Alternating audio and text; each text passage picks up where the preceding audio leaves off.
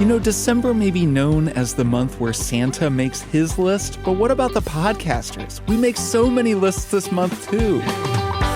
Welcome to Triple Click, where we bring the games and the lists to you. This week, we're taking a long look back on 2025 and each making a list of our 10 favorite games of the year. Will any games make it onto all 3 lists? Keep listening to find out. I'm Kirk Hamilton. I'm Maddy Myers. And I'm Jason Dreyer. Hello. Hello. Hello. Welcome back. Hello. Happy Christmas to you both. Thank Happy you. Hanukkah to you. I get to do both. Thanks. It's already past. And actually, happy Hanukkah to you both, actually. Yes. Happy Hanukkah Maddy, to do you as and well, Dina Maddy. do both Hanukkah We and do. Christmas? We Nice. do. And we divide up present giving accordingly. And we try to save one gift for Christmas. It's classic divorced kid Nice, energy. Where, you got to split your Do time. you do eight nights of gifts? No, because we don't. Although last year she gave me enough gifts that I feel like we almost stretched it out because she got me a lot of little things. But I feel like that's like what you do for kids, though, right? Yes, that's what I do for my kids. This is year there 8 were not nights 8 of gifts. It's a little too much. Is it currently the 6th night of Hanukkah as we're recording this? Am I right? Well, if you want to give away the game that we're recording Yeah, this we a did. week in Why advance. would we reveal Oh, how you're early right, we're you're right. recording? No, Hanukkah's Spoilers. long over, and we're recording this as you're hearing it. It's right. live. Let's live in Maddie's reality. Yes, we know everything that happened in the last several days. Exactly. So, yeah, happy Christmas to you both and happy New Year soon to be. Thanks. Now, if you are thinking about a gift that you would like to get us, just as a way to say, we appreciate you. We like your podcast. Feliz Well, there is Navidad. one gift.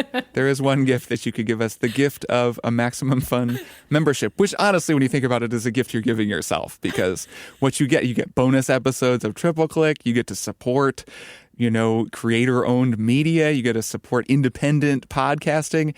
You get a lot for this gift that I initially described as a gift that you were giving to us. So let's actually reframe this.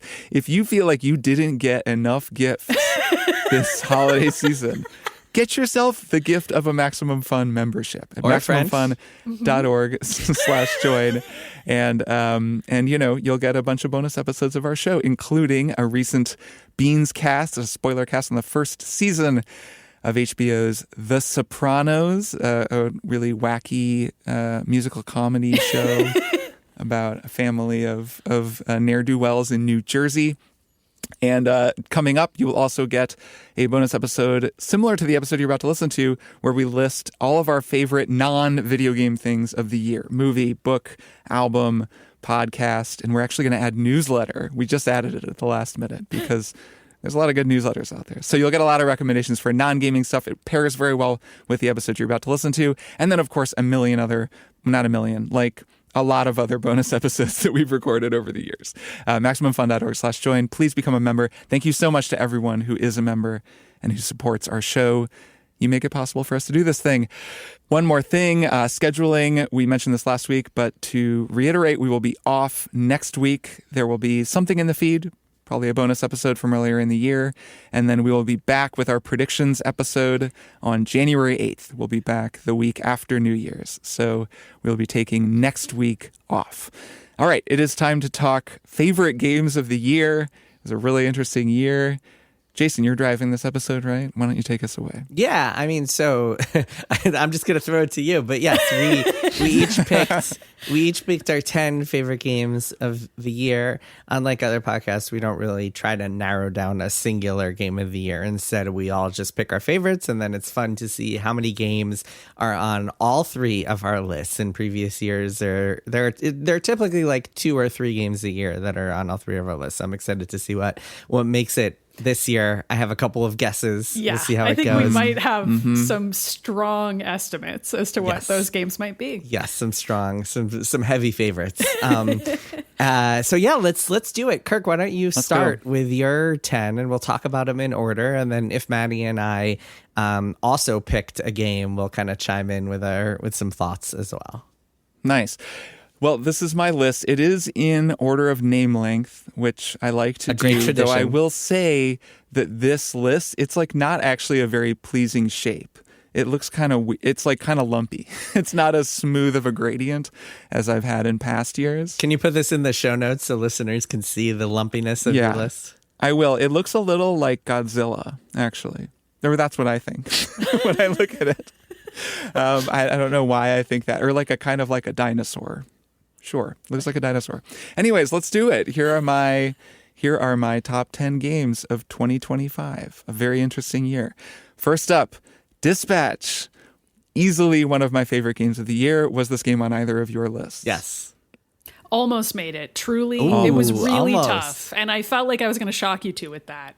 But this was a tough year. Well, we're going to get into it over the course of the show. But Yeah. if we did honorable mentions on this show, which we do not do, it would be there. Maddy, I'm with you.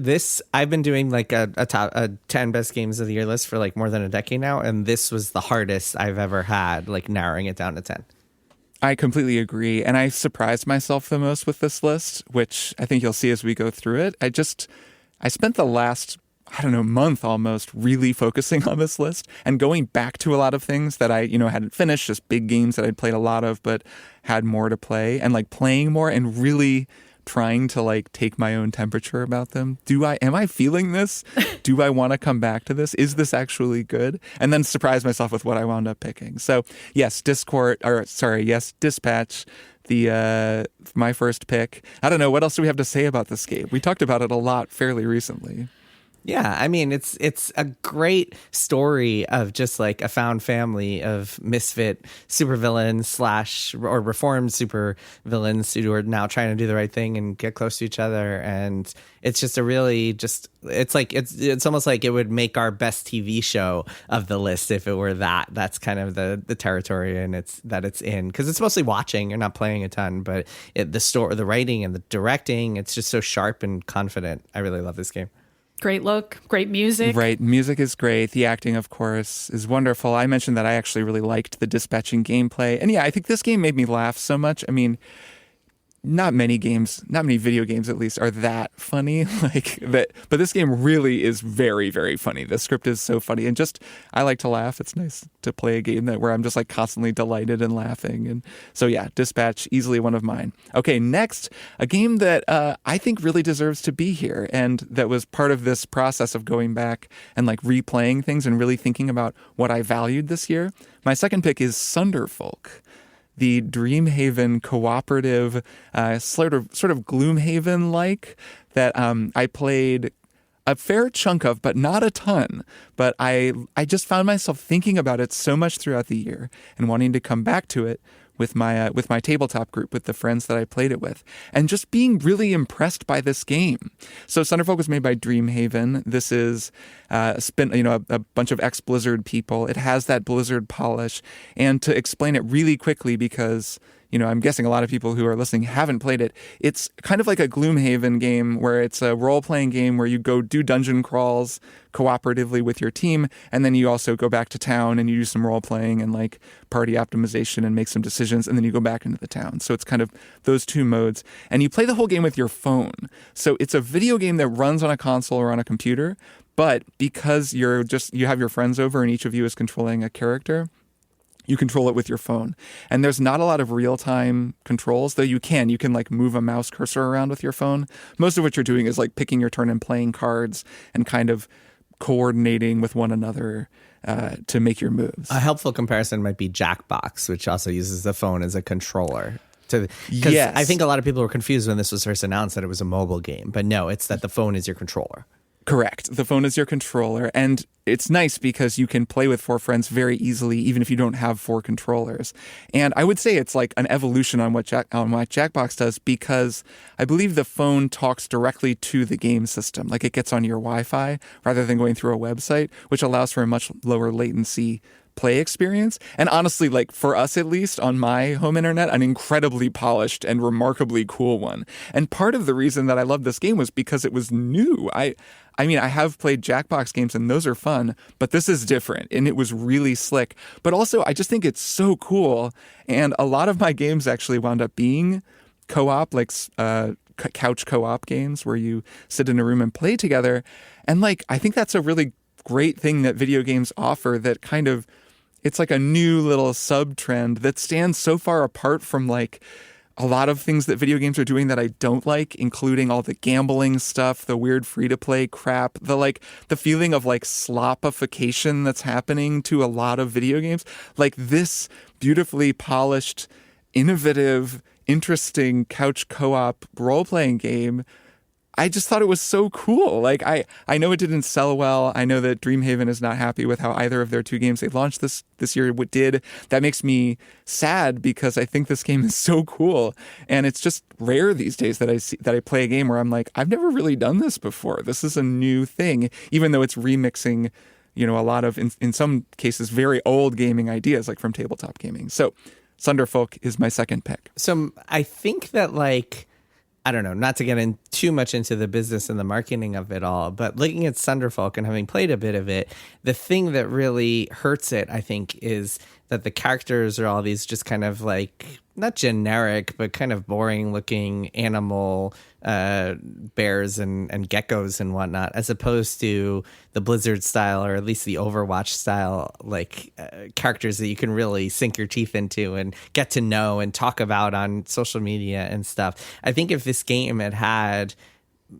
stronger cast, then it might have done a lot better overall. I've thought about that. I mean, it was my complaint, or it's my one criticism, I suppose, is that the world and the story are like didn't stand out to me and really make me want to come back. At the same time, like the hook of the game is both its strength and its weakness, right? The fact that you need to have your friends over to play. And even though we really liked it, it's been hard for me and my tabletop group to carve out time to play this. And we really try to do that. So I think that was working against it too, that it's pretty niche in terms of who wants it. It's just that audience deserves a game like this.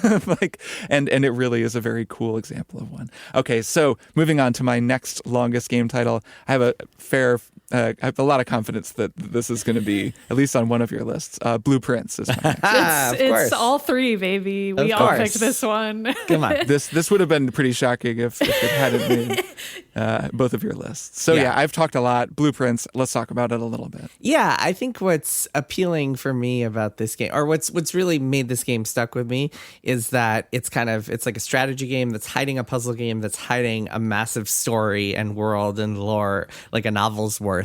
And I just think uncovering that, and then still to this day, I think about that story and the betrayal and the zealots, the political zealots, and learning to let go, and also the realms full of giant turtles and zeppelins and all this stuff that's really just underneath that you really have to play a lot to get to, beyond the concept of I'm going to draft these rooms here and try to solve these basic puzzles. That to me is what really stood out about this game.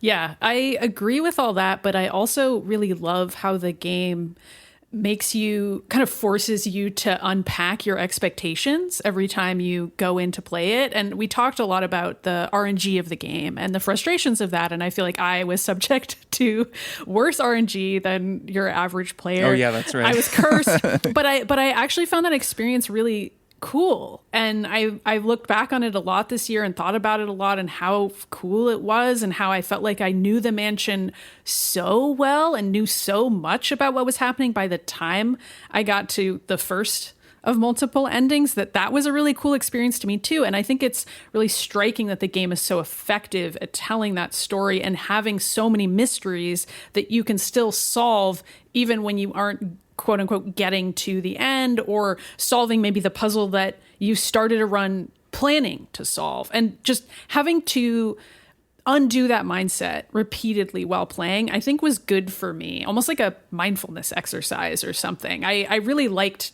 forcing my brain to not be gamered, basically, and not be like, okay, I'm heading into this run and I'm going to do this, this, and this. It's like Blueprints does not care. It does not care what you think you're going to do today. You are at the mansion's whims and you're just going to see what happens.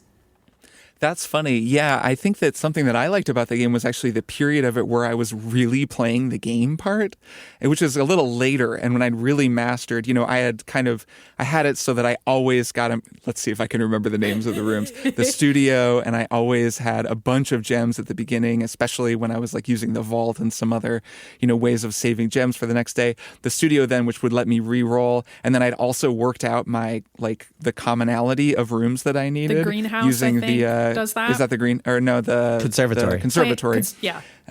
Using the conservatory to do that. So I basically had gamed the house to the point where you were the master that was of no Mount longer Holly.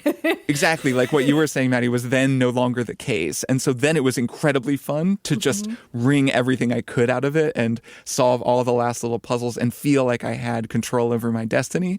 That was when I was just super cruising on the game.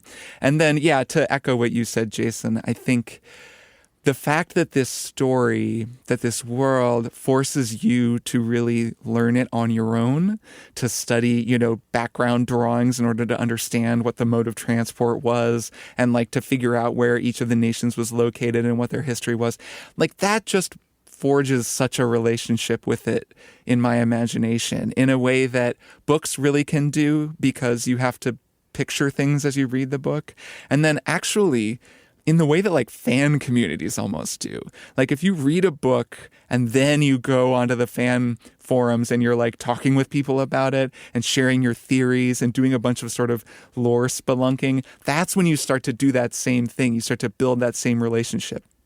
The way that people build relationships with Dark Souls or with Silksong, by going and watching videos and then debating about what one thing means or another, doing that work, actually really enriches the whole the experience for me. So that, I think, was a remarkable thing about this game, in addition to just everything else. And then I'll also mention the music. I mean, this game is a bass clarinet solo.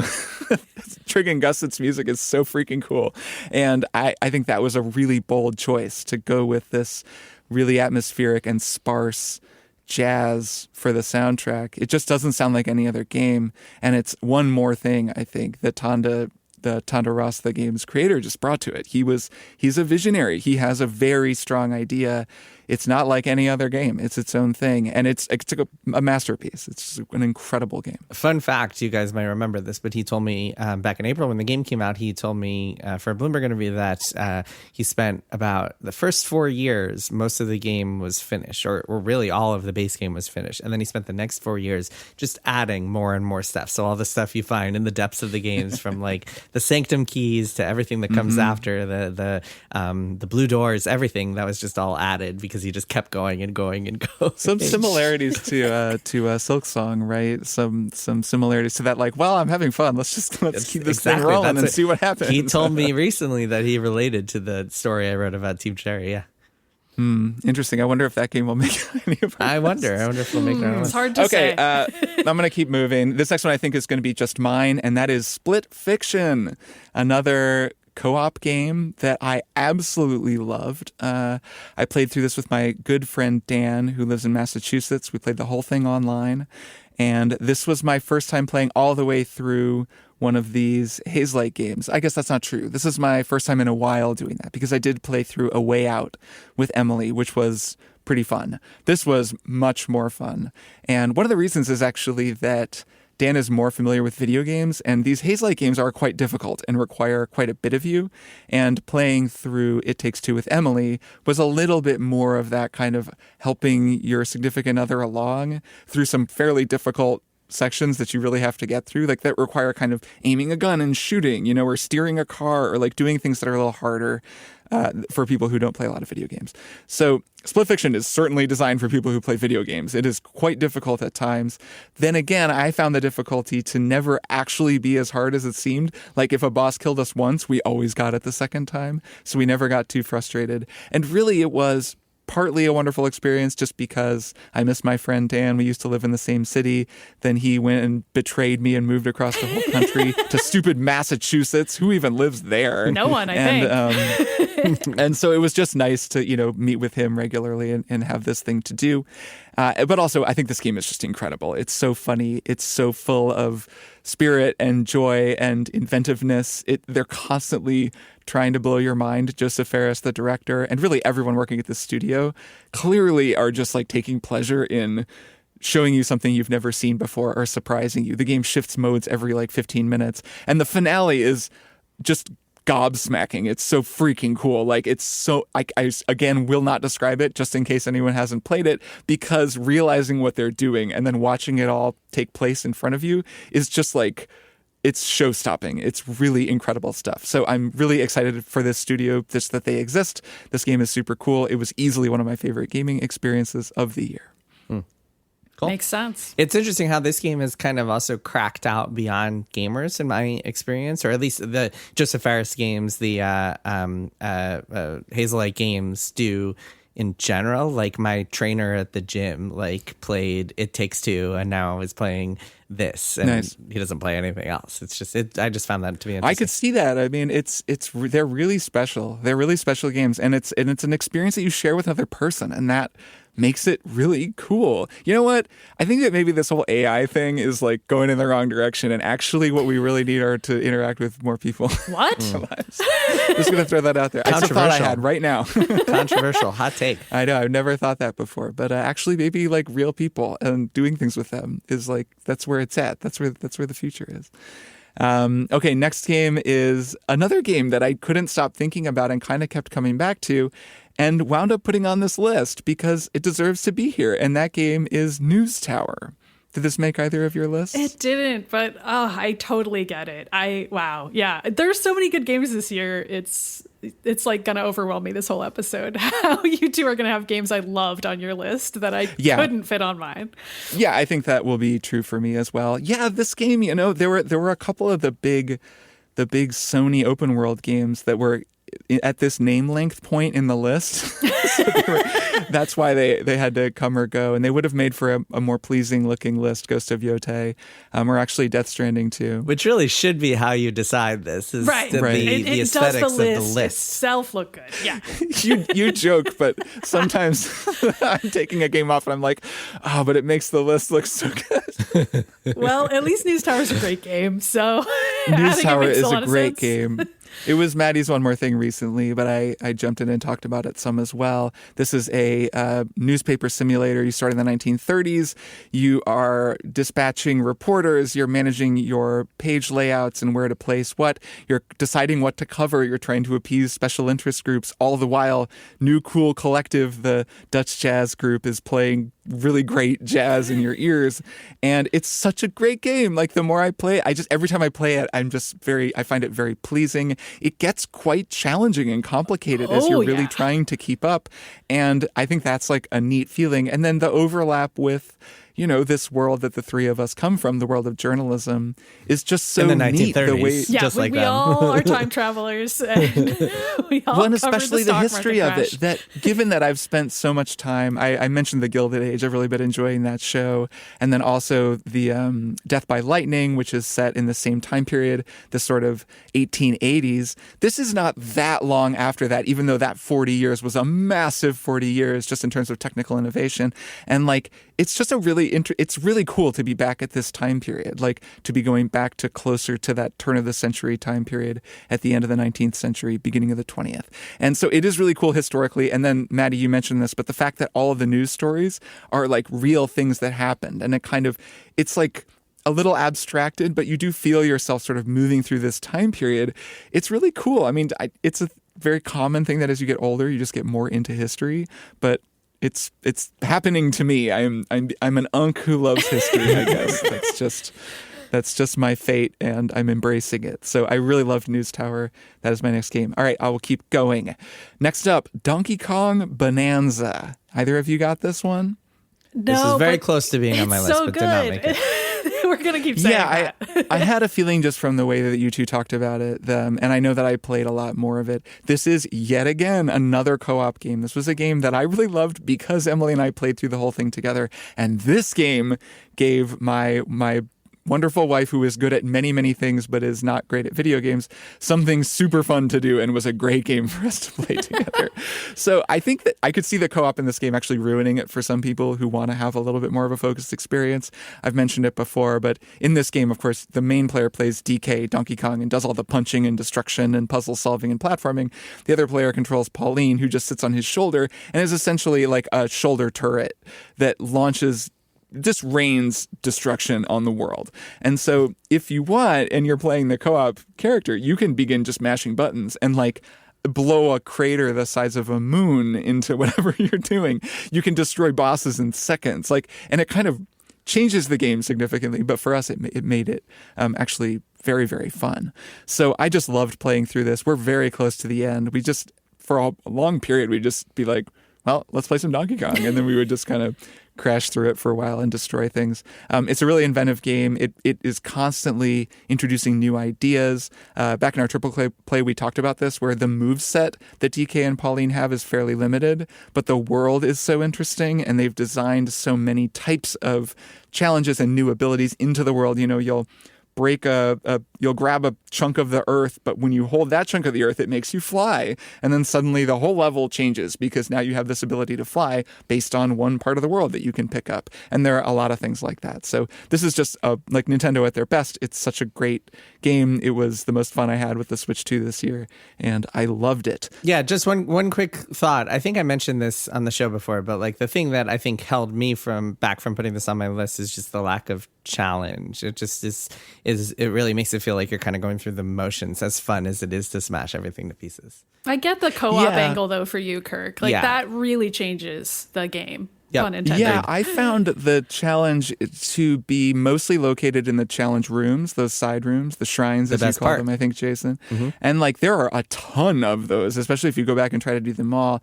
And they're really cool. I mean, you know, you'll try to get 3 bananas and one of these challenge rooms, and you'll easily find 2. But the third one winds up being this really crazy platforming challenge and kind of just like imagination challenge where you have to think, well, where the hell could it possibly be? I've gone through this whole room 3 times. And then you realize, like, what if, and then you punch through the, floor. Like, it's usually built around the destruction mechanic where you're like destroying this platforming level. So there's a lot of creative challenge in those areas, and that's kind of where I found it. And then, right, like you said, for the most part, I was just having a lot of fun. Like, we were just having a good time destroying the world together.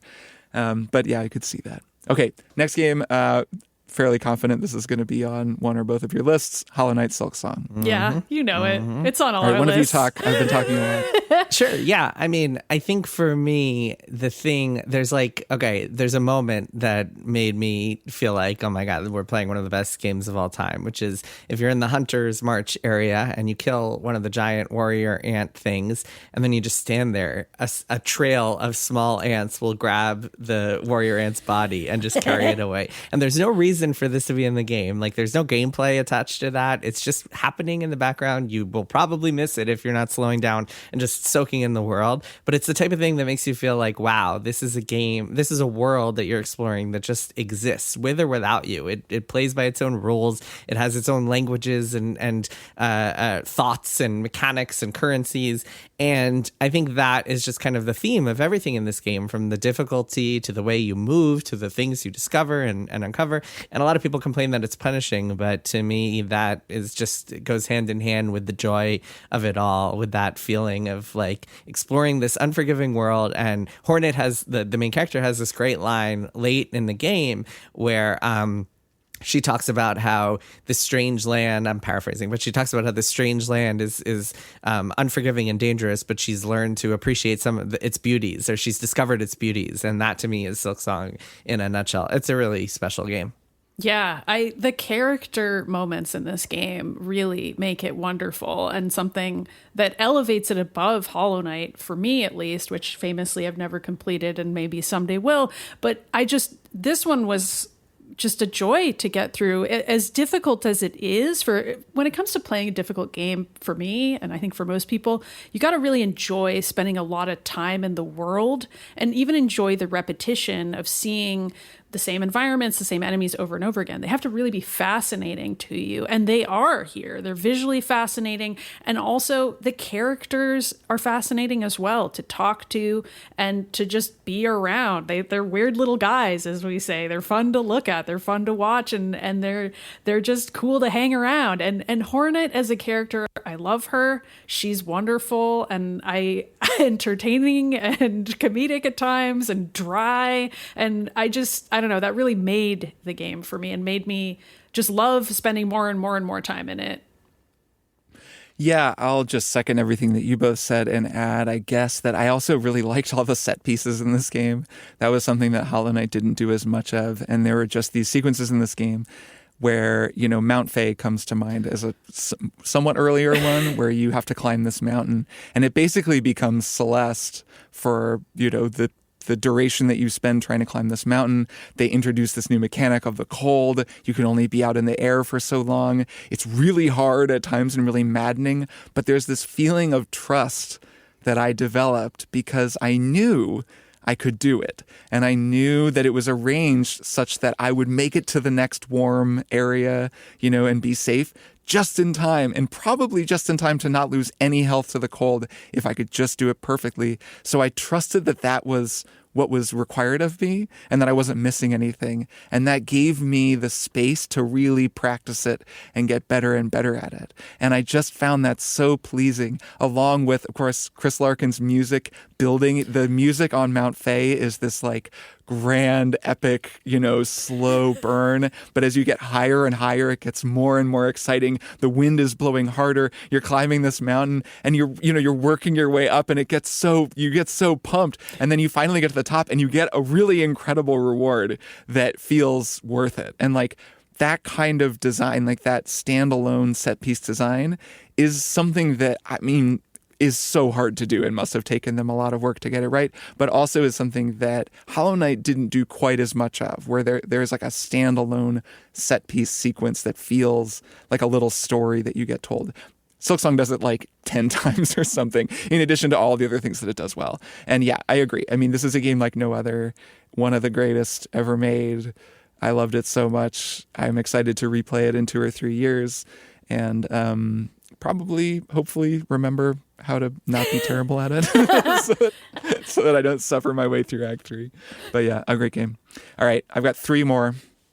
Next up, the Roottrees Are Dead. Is this on either of your lists? Yes. I think it would be if I had managed to play it in time. Maddy didn't play it. I installed it. I just didn't quite get to it. I'll let you guys know next week what I think.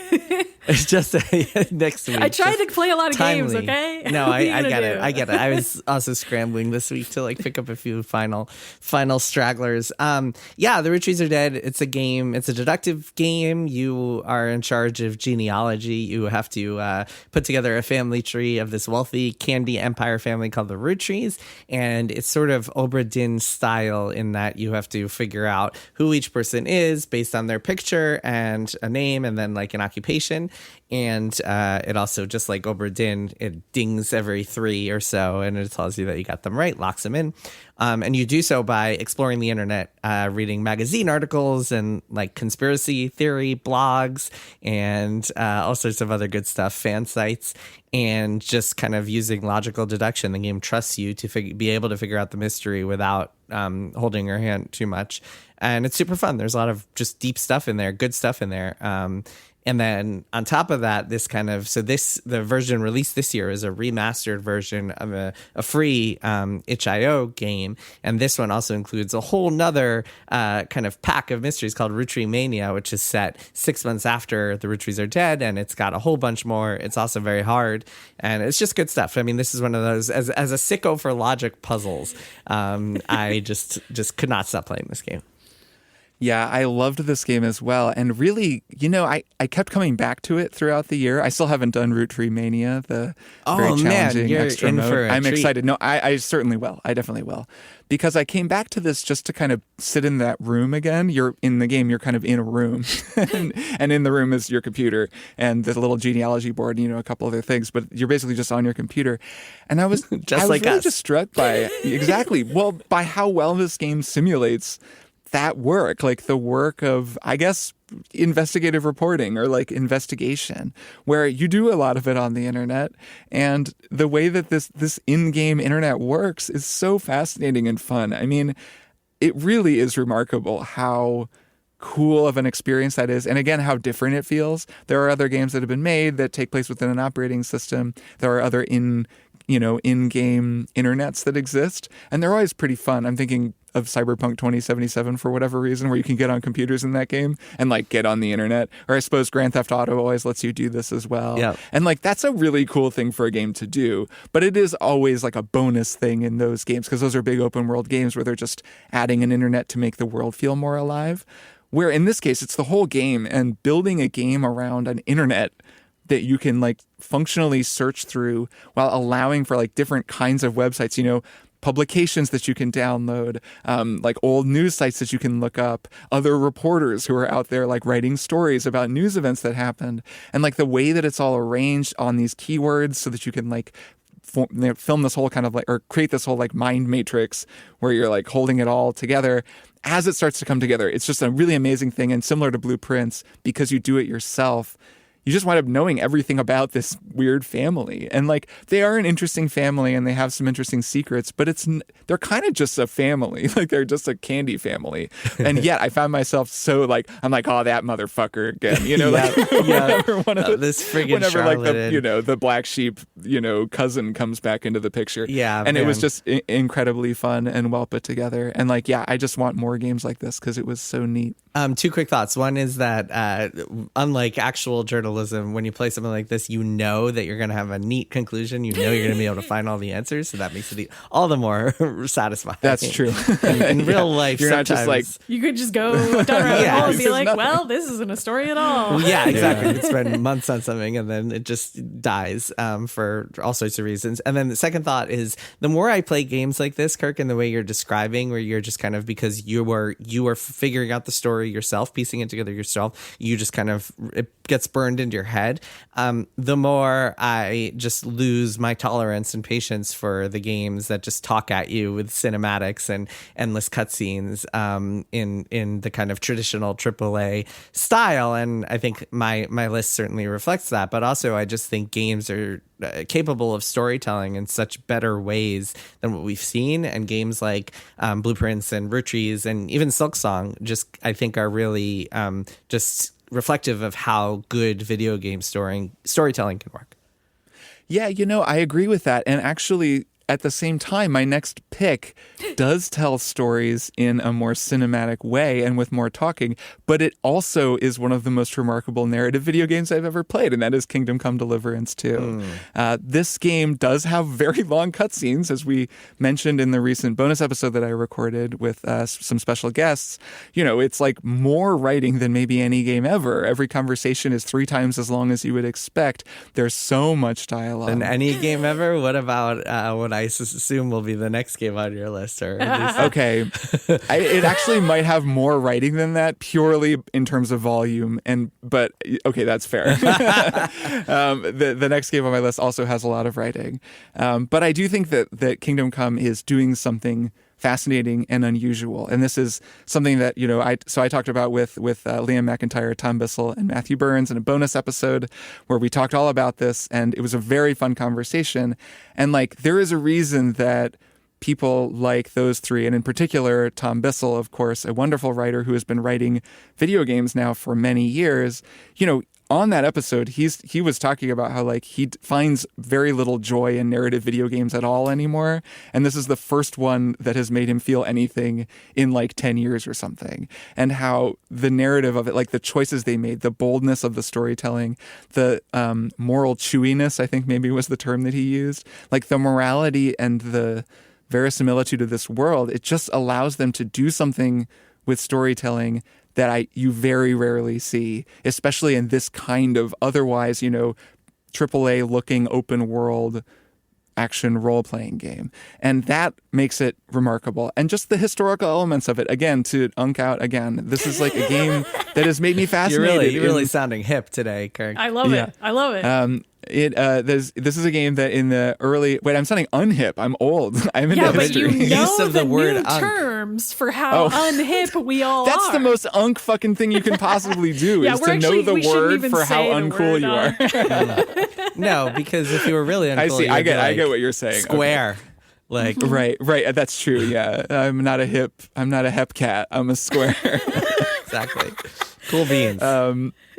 Okay, Cool so beans. the history part of this, becoming fascinated by the like Holy Roman Empire and this whole kind of end of or beginning of the 15th century, like this period of time, this place in Bohemia in kind of Central Europe. It's so interesting. It's so cool, and I love this game. I'm still playing it. I took a break to play a bunch of other stuff, but like I can't wait to get back to it. I can't wait to finish it, to play the new DLC. I'm going to devour all of it. It will just take many, many, many hours.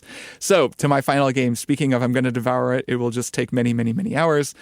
Just recently, my one more thing, the 100-line Last Defense Academy, another one of the most remarkable narrative games I've ever played, and a game I can't stop thinking about. Also on my list, Kirk, you and I have 5 in common. That might be the Wow. most ever.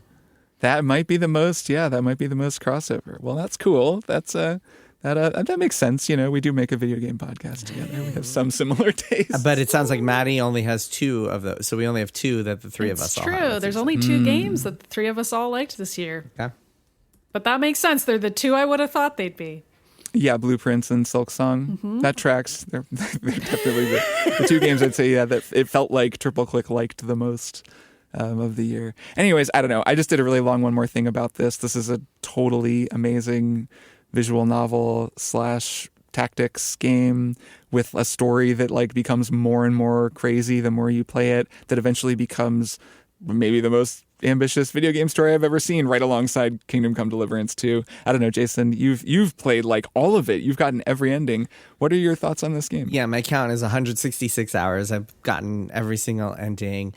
Not surprised it took that someone long. asked me the other day, is this game good? And I was just like, it's complicated. It's kind You're like, don't ask me that. yeah, it's like, I don't know. What's a good comparison? It's like, would you say that like a month of your life is good? Or would you say it's got ups and downs and good and bad and moments of triumph and moments of boredom? And it's just kind of, it just exists. It's yes to all of the above. It's good and dull and boring and fascinating and got highs and lows and ups and downs.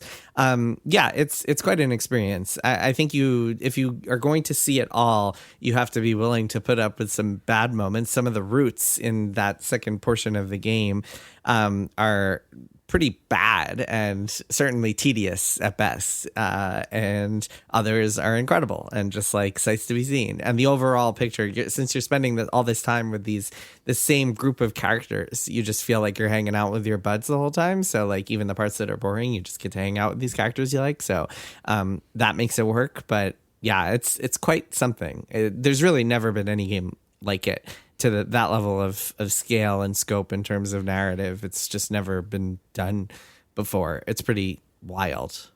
Yeah, I was talking with another friend of mine who's played through it and seen every ending, and he was saying, basically, if you start to get onto a track where it feels like you can see where it's going and it's kind of a throwaway or it's dumb, he's like, just stop and then go back to whatever branch and keep going. He's like, there's so much of it that you can just happily do that and you won't wind up feeling like you've missed anything, which it sounds like that is kind of the way to go. That's how I've been sort of thinking of it. Yeah, I agree with that take. Yeah, like let your inner completist go. So anyways, that's my entire list. That is Cool. You want to read it again real quick and then I'll go? Yeah, I'll go real quick. This is 10 games that I loved this year. Dispatch, Sunderfolk, Blueprints, Split Fiction, News Tower, Donkey Kong Bonanza, Hollow Knight Silksong, The Roottrees Are Dead, Kingdom Come Deliverance 2, and the 100-line Last Defense Academy. Cool. So, so on my list, the ones that we have in common that we talked about that I'll just skip over are Blueprints, Roottrees Are Dead, Silksong, Dispatch, 100-line Last Defense Academy. So I'll read 5 great games. my other 5. First and foremost, one rule that I had to make this list possible is I was like, okay, no remakes or remasters. So that rules out Final Fantasy Tactics. That rules out I didn't Trails have in the that Sky. rule. Little spoiler for what's going to be on my Yeah, list. I figured you would, but I was just I had like, a you know feeling. what? I mean, I get it. But you also, Maddy, you're playing this game for the first time, whereas I played it in the 90s when it came out. So for me, it makes a little more sense to be like, this can't be on my Game of the Year list this year. Trails in the Sky also might have made the cut if not for this rule. Lunar and Suikoden also great games, great compilations of remasters that came out earlier this year. So with all that said, I will read my fresh new 5. Avowed. Avowed is a game an RPG made by Obsidian that I think I loved more than most. I feel like that game has been underappreciated this year, underrated this year. A lot of people refer to it as, quote, mid, which I think is some horse I shit. disagree with that. Yeah, I went back to this a little bit and I agree. It's pretty great. I think it's a fantastic role-playing game. I love everything about it. The story, the writing, the characters, the way that the narrative branches, the visuals, the art direction. It looks fantastic. It's got a cool gear system. It's got really crunchy combat that I really enjoyed, kind of an upgrade over Skyrim and other first-person RPGs. But really what stands out for me in this game is the exploration and the parkour and the way that like every single zone just has all these different side paths that you can wander down, and they'll be circuitous and twisty and lead you around and up and down and in circles, and then eventually you'll find some cool piece of treasure, and then it'll lead you back to the beginning and you can go and do it again. And I just had so much fun doing that over and over again that I just enjoyed the heck out of this game. Combine that with like the big picture stuff, the narrative and the branches you can go on. Like if you find this one hidden camp in the second area, you can prevent an entire major story beat from happening. It really felt to me just like exactly what I wanted in this kind of role-playing game. And so, yeah, for me, it was an easy entry to this list. Next up, I have Nurikabe World, which is a game I talked about a couple months ago. You might remember it's Minesweeper meets Sudoku is how I would describe it. It's a serene puzzle game where you are kind of forging these islands out of water by creating water paths between them, and you have to do it based on these predetermined rule sets. Each island has to be a number of squares based on the number that's near it, and it also you can't have 4 squares of water like making a square shape, otherwise you'll get these whirlpools, and that's not allowed. And basically you just follow these rules to solve these puzzles, and it's got that perfect balance of being challenging enough that it's never boring, but also not so challenging that it doesn't feel relaxing to play. So it's got that good sweet spot where you can just play it to unwind after work, after a stressful day, and you'll have a good time, and it'll get your brain moving, but not too much. Kind of like a crossword puzzle, like a Monday or Tuesday crossword puzzle of the New York Times, where it's not too tough. You just play it before bed, have a good time, play it for 15 minutes, unwind. Really, really good stuff. Nurikabe World. Next up, and stop me, by the way, I assume that these games are not on either of your list, but stop me if it is. No, I'd forgotten that one, but I Same. did mean to play it. Okay. I think Emily would love Nurikabe World too. It seems like her jam. Next up, I have the Séance of Blake Manor. Is this That's on my list. Oh, cool. All right, Maddy, you and I overlap there. This is a game, we talked about this a few weeks ago on a Triple Play. It's a game in which it's set in 1897 Ireland, and it's set in a world in which spooky things exist. Horror is very much real. The Irish mythology is all good stuff, all real stuff. And you play as a detective who is sent to this manor, this gathering of psychics at a manor who are about to put on a seance. And you are told that this woman, Evelyn Dean, has disappeared, and you have to find out what happened to her.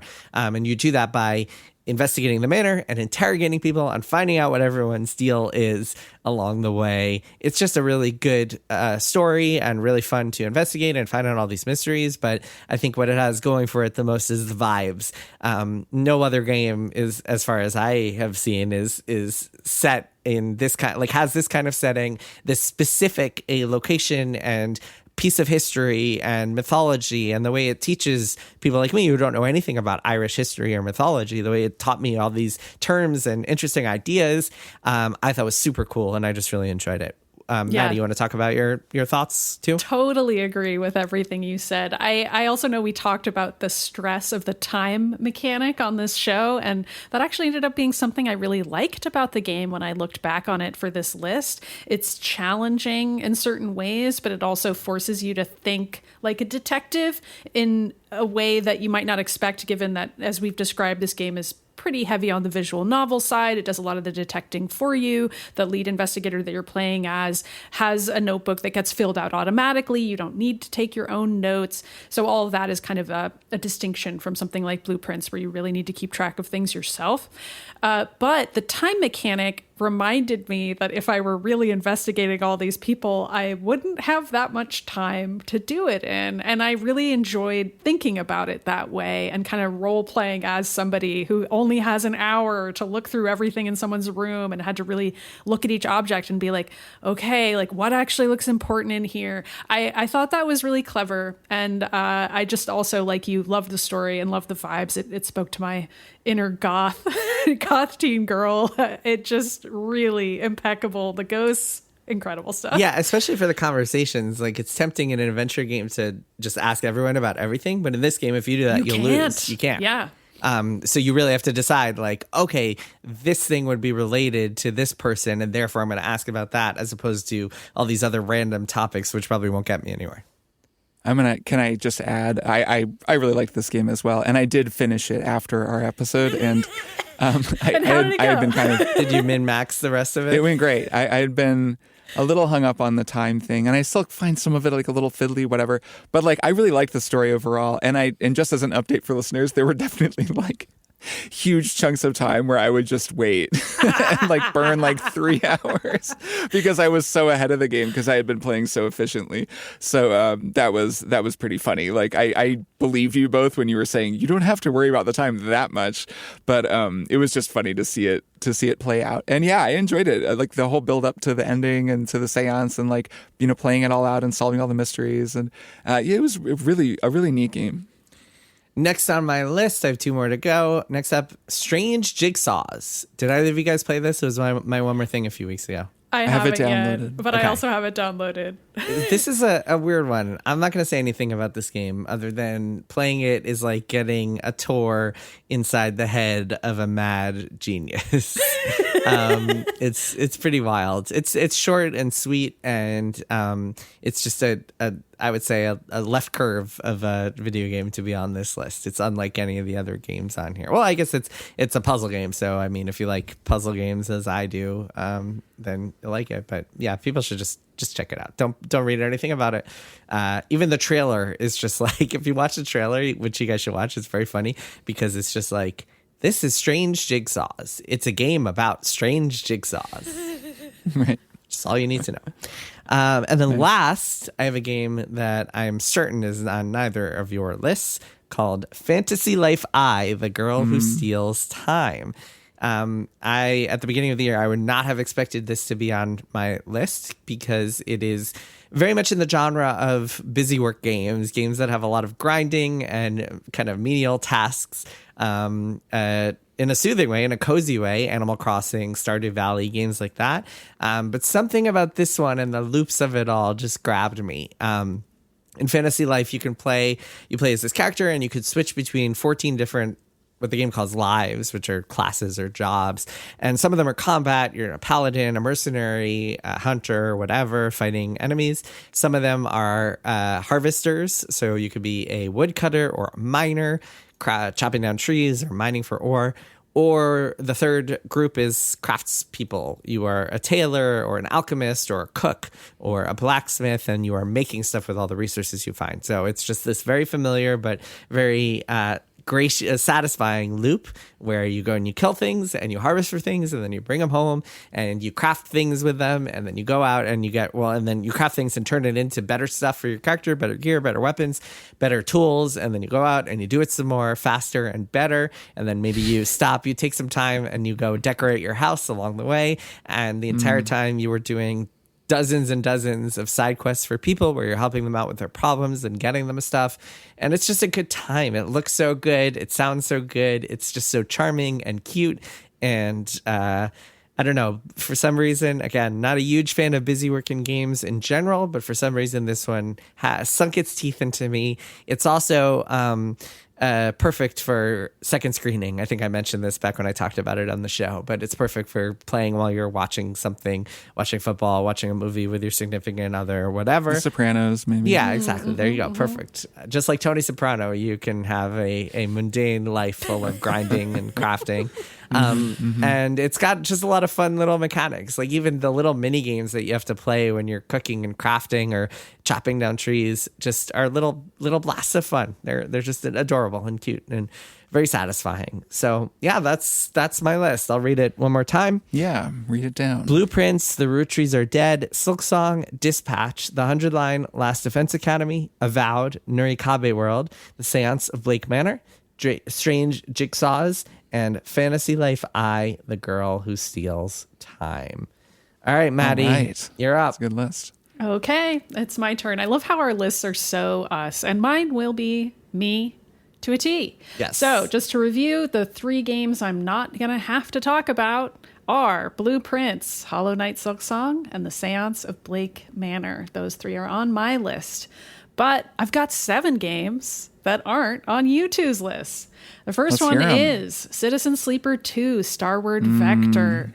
Loved this game. Not sure you two got around to it. I still really recommend it. And it was the only, it was like the one that it would have, because I loved the first game. It was easily one of my favorite games of that year. And I started it and I was like, it was that or the 100-Line, and I had to commit to one or the other. I understand. I wasn't trying to. Game, so, I feel like that's been a lot of our list this year as well, as us being like, listen, I might have put this on my list if I this one in it. particular, but tell us about it. So Citizen Sleeper 2 is very much in keeping with Citizen Sleeper 1. You could play it and understand it just fine. It does a great job introducing its sci-fi world, in my opinion, but it also just mimics everything I loved about 1 and then adds a few more strategy game mechanics that I also really enjoyed.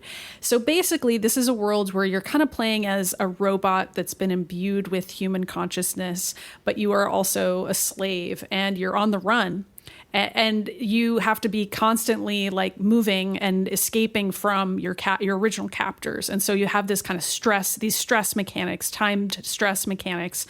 And you also have to like worry about fueling yourself because you're a robot, not a person. And just kind of like keep track of your resources, as it were. And there's some sort of like mini game style mechanics for all of that I find very pleasing, despite that they're also slightly stressful. It's just the right mix for me. More importantly, though, this is almost entirely text. It's almost entirely just you reading a science fiction book. Citizen Sleeper 1, you are on a satellite, you meet all these ragtag characters and you can choose to help them or not. And Citizen Sleeper 2, it adds in this mechanic where you can recruit people to join your ensemble cast, kind of like a Cowboy Bebop crew on your ship who live with you, and they have their own story arcs that play out. I thought that really added something great to the game. I already loved Citizen Sleeper 1, the world, the stories, the characters, thought all those were great.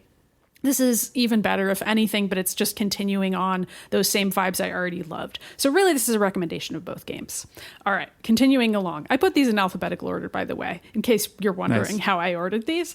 The next one, Clair Obscur Expedition 33. I know this game's like a political talking point now. I really don't care about that at all. How did that happen? I don't know. It's a great game. And I don't even want to get into it. I'm sorry I even mentioned it. No, it's such a good game. It almost made my list. It's so weird that it's become so charged, because it's very clear why people like it. Get it, good. And it's fine that I don't get it. Anyway, this was a year where I actually completed a lot of games, which I'm weirdly proud of. Like I beat the games on my list, and it's like maybe you had more free time. Yeah, I don't know why that would be.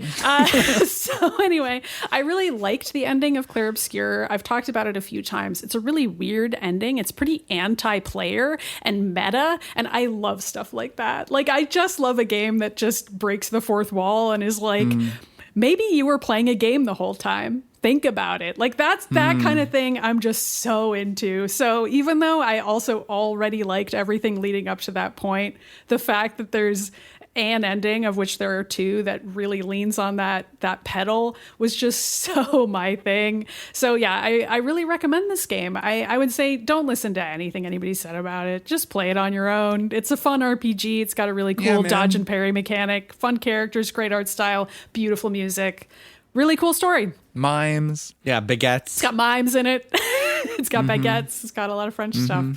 All right, next up, Consume Me. This is a narrative game. It's got a small team, but mostly the narrative part of it is based on the real life of the lead developer, Jenny Sia. And the character in the game is like very much a representation of her as a teenager and then a college student struggling with disordered eating. And that is what the game is about, is having an eating disorder. And it kind of plays that for dark comedy a lot in the way that anybody who's experienced trauma can relate to, I think. And so it's like a really specific topic, which is part of why I'm going into detail about that, because the game's not for everyone. But I really, really dug it. And I also wanted to speak to the ending, because Jason, you said last week that some people didn't like it. And while I'm saying I like weird endings. Played the game, to be clear. I read a couple articles about it because I was curious what people were saying about it. And I'm not going to spoil it, but I will say that as somebody who has kind of dealt with trauma and recovery, it's not linear. And the end of the game makes that really clear, that it doesn't have a satisfying ending. Like, it doesn't have some moment where the character wakes up and is like, oh my God, am I engaging in harmful behaviors? And instead it's like really circuitous and interesting. And I think ultimately is very satisfying at the end. And I was very pleased with it. But I get how if you wanted kind of like a Lifetime movie version of the story, it's not going to be that. It's going to be a little more messy and complicated. And to me, that was a perfect way for the game to go. So I really recommend it. Also, just appreciated the dark humor throughout in this game. It's great. It's got like WarioWare style levels, because she's basically doing something that can't be done all the time in her life and trying to live a perfect life, and it's impossible. Loved that. Nice. All right, next up. So this is another AAA game, folks. Death Stranding 2 on the beach. I feel like this I'm glad this made your list. Kind of, I just like the walking simulator parts of this game so much. And I will freely admit that the story of this game is very strange, and that I would even say I have some problems with it, but I just loved so much of this game, and that is what brought me to completion on it, is the fact that exploring, packing my bag, going out into the world, putting up my little ladders, communicating with players on the ghost internet in the game, like all that stuff really worked for me. And I also Maddy, really can I just say, brought me to completion on it? It's quite a way to phrase. Yeah, I don't know, whatever. It's not that sexual. I wasn't going to say anything. It's actually like the most like asexual game of all time, so it's like very funny. I would lean into the bit if I could, but it's Death Stranding 2, where like everyone is a paper doll. Mostly and it's like, you're standing in the rain. It's no Metal Gear Solid. Yeah, like I don't know. And so like if anything, that's like kind of the downside of the game. This is that there's not any sex in it. No, just kidding. Is that the characters never fully feel human. They feel like weird dolls who are kind of just standing around, and that is, I realize, a kind of just a trait of Hideo Kojima led games, and it's comical at times, but I just like the walking simulator part. I think it's really strong and really effective. So I'll probably keep playing these if they keep making them. Totally agree. Great game. Next up, this is my enemies to lovers pick, Elden Ring Nightreign. Specifically, the 4-player mod by Nexus Mod creator Yeui, YUI. That has been the savior of my Thursday night gamer night. And eventually I was like, I actually like this game. And I had to really divorce it from how much I love Elden Ring, because it's a super different game, tactically, spiritually. The way you get good at it and the mindset that you need to have to approach it is super different. It's way more like playing almost like a Destiny Strike, but you can't do the runbacks on bosses, basically. I really had to break myself of that notion. And I'm so used to doing like a runback on a boss in a Souls-like of any kind, that the fact that you have to have a really good run to see a boss one time at the end of a Nightreign run was so strange to me. But it's just, that's not how that game works. It's just not how it's designed. And I think the fact that some of Kirk's entries, the fact that I had 3 people that I really enjoyed playing the game with, and that we so happened to fall into character classes that really worked for us, and we ended up in a great team, has made the game way more fun. Also, it's frankly easier with 4 players. It's not how it's designed, but I do recommend it. It's really fun that way. All right. Nice. Next up, not a surprise, Final Fantasy Tactics. I loved this game. I'm so happy that you loved it. So fun for me. I really like strategy games, and it's just been a while since I played a game that let me just fully go into I'm gonna obsess about my little guys mode. And I don't know. I loved doing that. There are some really big difficulty spikes in this game that we talked about. How far are you now? I'm at the Limberry Castle part, and I'm then had to go back and level up my guys. That's more. a tough So right one. now I'm leveling up my guys. I expect to beat it soon, and I will say this is another good second screen game for me in terms of like I'm going to do some leveling, and I'm just going to make sure that everybody has the correct powers and abilities that I want them to have. And then at some other point, I'll like go back and play a story part of the game when I know I can actually pay attention to it and enjoy the story of the game, which is also really fun. So yeah, just all around, really appreciated playing this game from 1998, something like that, late 90s game that I had never played before. Love that there's a remake of it that is super accessible, and that I could also exit the Y-Graph fight because I thought I was ready and I wasn't. So if I had been a child playing that, I would have been upset. Nice. Well, I mean, in the original version, you just had to make multiple saves, but a lot of people didn't know that and would save over their last save. Just so upsetting to imagine those people having to replay the entire game. But that wasn't me. I didn't have to do that because you can just flee that battle.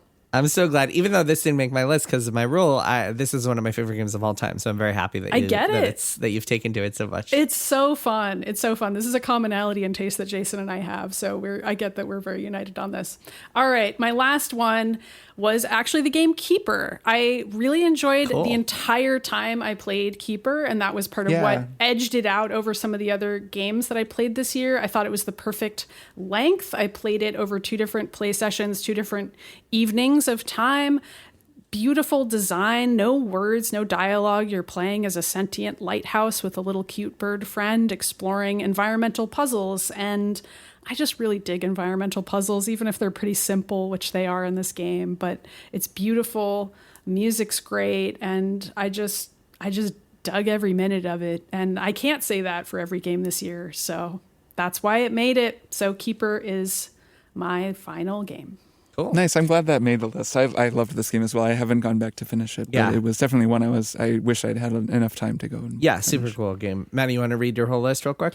Sure. So that list is Blueprints, Citizen Sleeper 2, Starward Vector, Clair Obscur Expedition 33, Consume Me, Death Stranding 2 on the Beach, Elden Ring Nightreign, Final Fantasy Tactics, Hollow Knight, Silksong, Keeper, and the Séance of Blake Manor. Cool.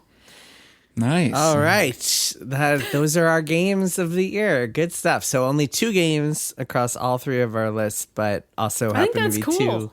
Yeah, I mean, 2 of the best games ever made. Ever made. So Yeah, but I just mean also we have a huge diversity of great games, Yes. and that's really neat too. We got a lot to recommend. And this year in particular, it really was a year for surprising, different, and like just a whole huge diversity of types of games that I played. And I think that a lot of people played. Yeah, and I left also feeling like there are games that might have made the list if I had spent more time with them or played them sooner Same. and For sure. whatnot. Even Kingdom Come Deliverance too. I played a few hours of that, and I'm very intrigued. Just haven't had a chance to play a ton more, but could very well have made the list in another year that I would have more time to play it. Anyway, let's take a break, and we'll be back with one more thing.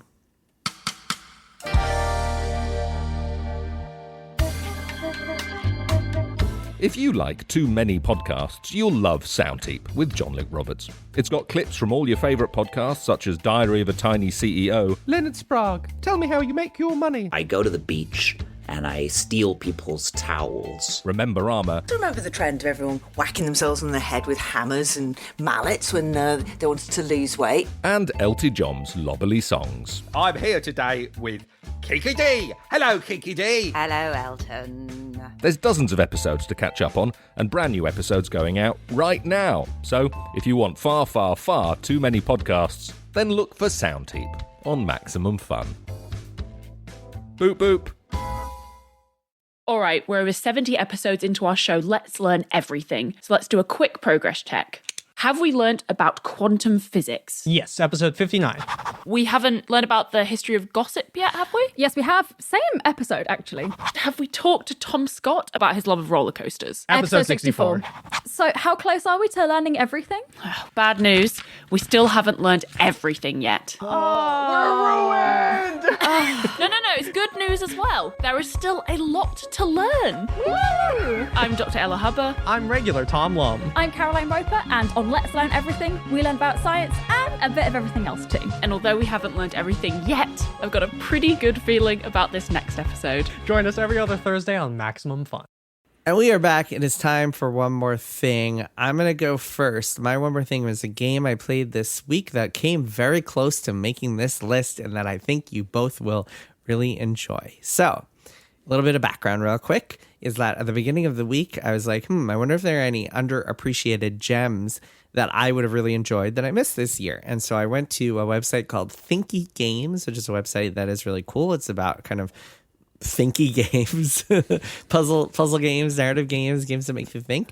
And they actually have a whole category called Metroidvania, a genre that we enjoy quite a bit on this podcast. And you can just kind of browse through, and it's got everything from like the classics, blueprints and whatnot, to some little indie games that you probably never heard of, including one I found on there that I thought looked pretty cool. And it is called Chronoquartz. Chronoquartz, Chronoquartz. And you look at this game and it's kind of like, it looks like an SNES style graphics, kind of almost reminds me of like Enter the Gungeon or like other kind of top down where you see your dude and he's moving around this world that's got a lot of just kind of like cute pixelated chunky graphics to it. And the concept is that when you start off the game, you can move for 10 turns in any direction. A turn is like when you move from one screen to another, that counts as a turn. And then after 10 turns, you restart back to where you left off. And the way it works is you have to figure out how to kind of overcome these limitations.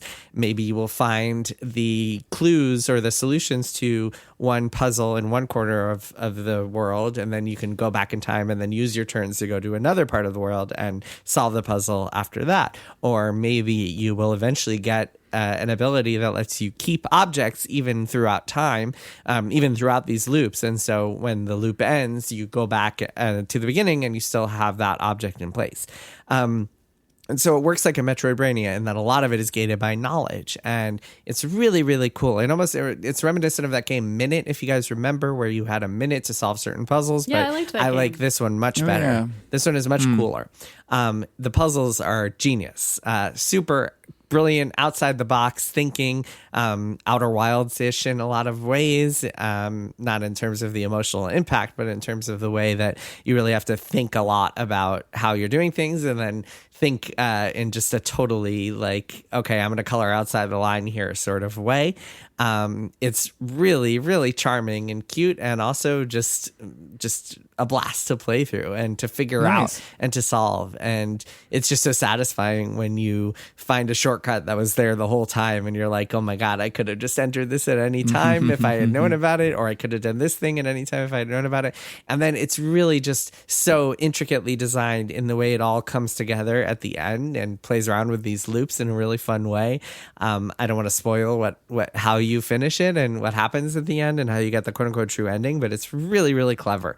And it's also got this really clever hint system where if you get stuck, you can ask for hints, but then it'll give you each part of the game, it'll give you hints in 3 sections, almost like those old LucasArts adventure hint books where it'll give you one hint that is very vague and then a more specific one and then a more specific one after that. And like Roottrees kind of does that. Yeah, that, Roottrees does that too, but one clever thing that this game does is it makes you wait like a minute before asking for another hint. So like you do one hint and it'll be like, you can't click the next hint until you wait a minute, just to kind of force you to think about it for a little bit, which I thought was really cool. And yeah, it's just such a clever game. I really loved playing it. I played through it all this week and it came very close to making my list. Just a few fiddly things about it that I didn't love, a little bit too much backtracking, a little bit too much of having to do the same things multiple times, or just kind of like, moments where it just felt like a little too much trial and error because you're so limited by the 10 turns thing that like if you explore in a certain direction after you get to a new area of the game, you don't really have your bearings yet, and it'll take a little while, a little bit of kind of trial and error before you even figure out how to get your head around what the puzzle that you're trying to solve is. But once you do that, it's so good. And it's separated into these like little contained sections, so it's not too intimidating with the time limit that you have. Really loved it. You guys would both love it too. Highly recommend you check it, and then everyone else out there, check it out. It's called Chronoquartz. Once again, it's on Steam. Very underappreciated. Hopefully we can give it the triple click bump here, because I don't think it was ever marketed or discovered by very many people, but I really enjoyed it. Nice. Cool. That sounds great. Maddy, why don't you go next? Sure. So my one more thing is a movie called Hedda from this year, starring Tessa Thompson. So did you two have to read the play Hedda Gabler when you were in school? It's a Henrik Ibsen play. It's pretty famous. No. I did, actually. I read it in AP English, and it is notable in that it features an anti-heroine. It's a pretty famous example of a female character who is very unlikable, but she is very much the protagonist of the play. This is pretty cutting edge at the time. It's a Victorian era play, so the fact that she's just a straight up bad person, but really fun to watch. She's kind of like a former wild child who settles down with a guy who's kind of not good enough for her. He's like a drip professor, and she's just like, God, I hate this guy. How can I use a series of social engineering tricks to like try to get him to be rich and famous the way I wish he was? And like also like she has a bunch of exes and like messy romantic disputes. She's cheating on him, and like it's great. It's a great play, and Sounds I kind of perfect recommend for Tessa it. Thompson. It is. So Yeah. this version of the play is not set in the Victorian era, and it is not set in Norway, which is where the original play is set. Original play is all white people.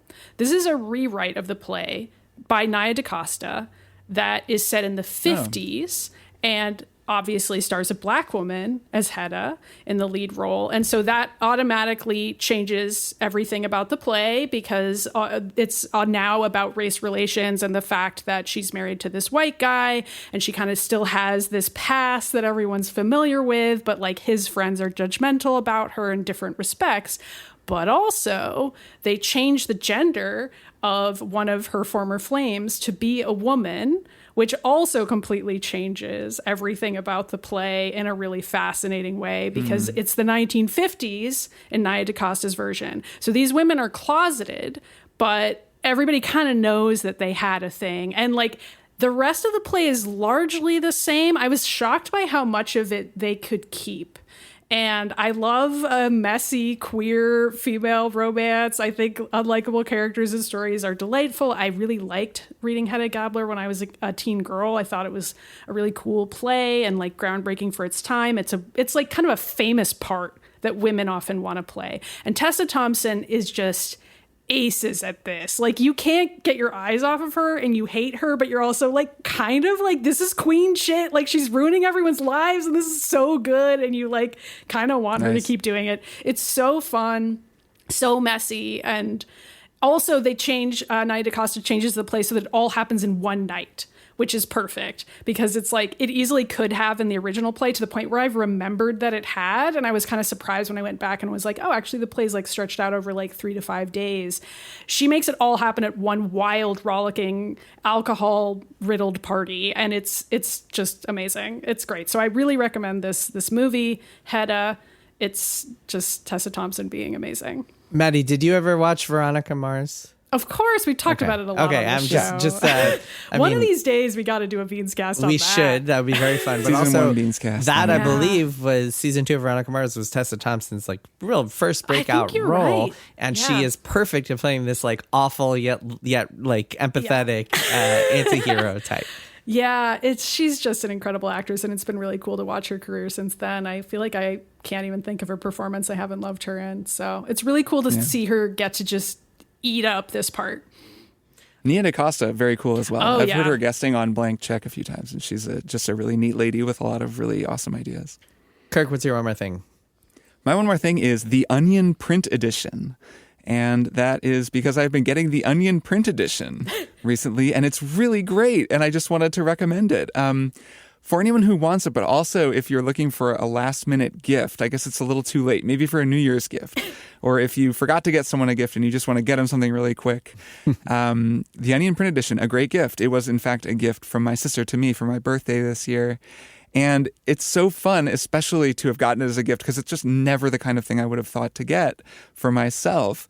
But now we get a physical copy of The Onion like they used to print. This is a new initiative from the new owners of The Onion, I believe, as of maybe this year. It's pretty recent that they've decided to bring back the print edition.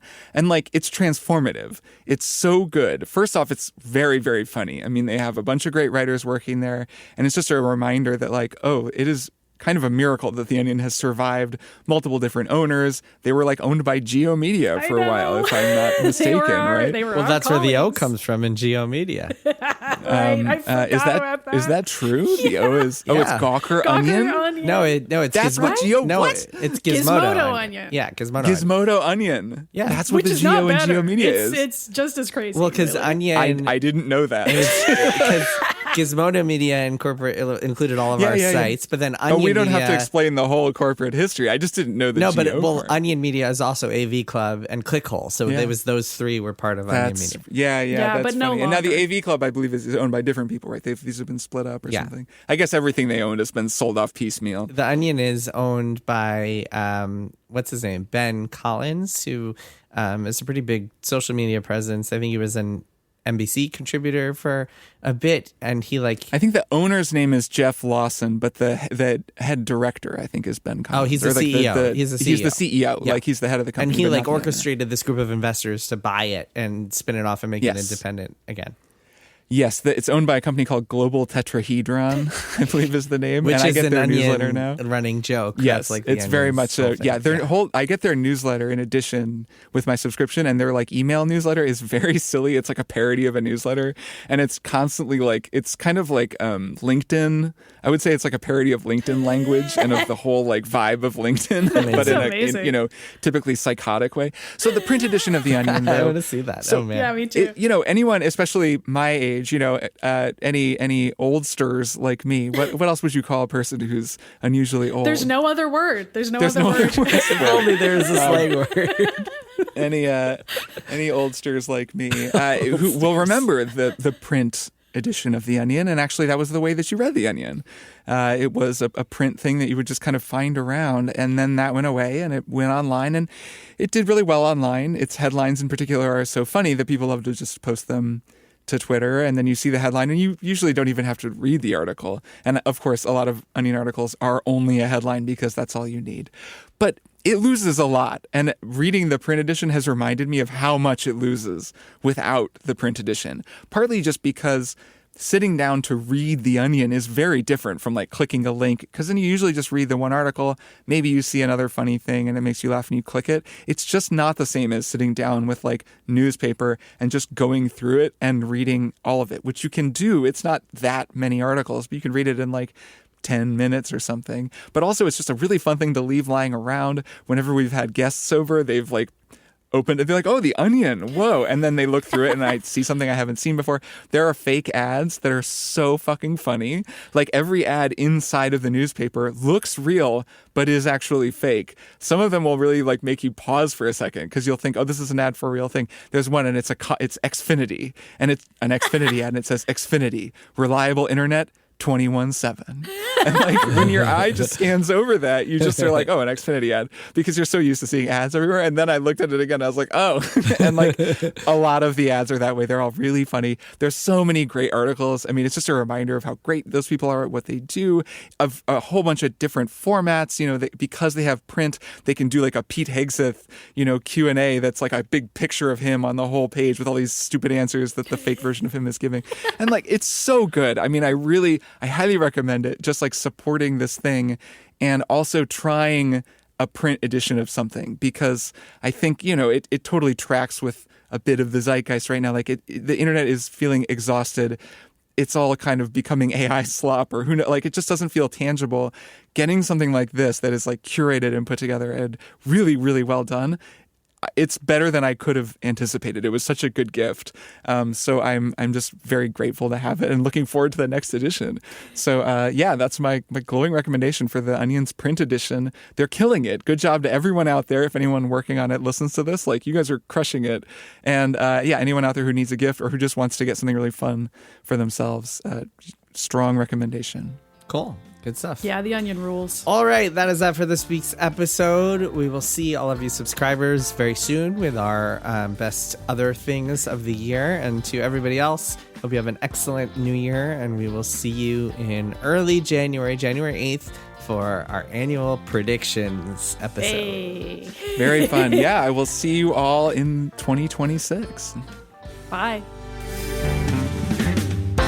Triple Click is produced by Jason Schreier, Maddy Myers, and me, Kirk Hamilton. I edit and mix the show and also wrote our theme music. Our show art is by Tom DJ. Some of the games and products we talked about on this episode may have been sent to us for free for review consideration. You can find a link to our ethics policy in the show notes. Triple Click is a proud member of the Maximum Fun Podcast Network, and if you like our show, we hope you'll consider supporting us by becoming a member at MaximumFun.org/join. Email us at tripleclick@MaximumFun.org and find links to our merch store and our Discord server in the show notes. Thanks for listening. See you next time.